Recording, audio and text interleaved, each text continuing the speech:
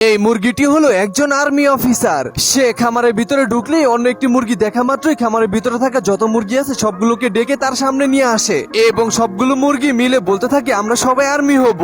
যার কারণে army officer মুরগিটি তাদের সবার হাতের ভিতরে চিঠি দিয়ে দেয়, আর চিঠির ভিতরে লেখা ছিল শুধুমাত্র ডিম পাড়া মুরগিগুলোই আর্মিতে জয়েন করতে পারবে। এর কারণে খামারের ভিতরে থাকা যতগুলো ডিম পাড়া মুরগি ছিল তারা সবাই ডিমগুলোকে রেখে খামার ছেড়ে চলে যায়। অন্যদিকে মোরগটি খামারের ভিতরে ঢুকে একটি রুমের ভিতরে দেখতে পায় যে কোনো মুরগি নেই। এর ফলে মোরগটি খামারের ভিতরে থাকা সবগুলো ঘরের ভিতরে মুরগিগুলোকে তন্ন তন্ন ভাবে খুঁজতে থাকে, কিন্তু কাউকে খুঁজে পায় না।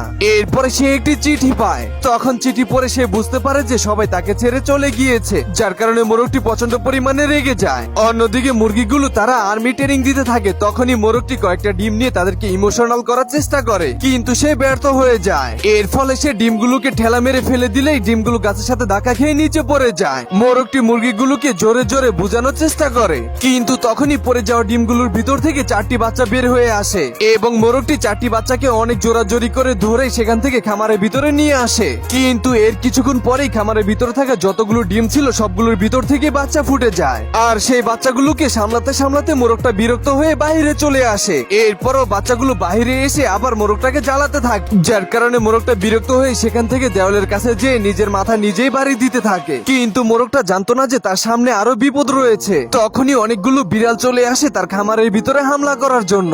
এর ফলে মোরগটি জানলার কাছে একটি লাঠি নিয়ে দাঁড়িয়ে পড়ে।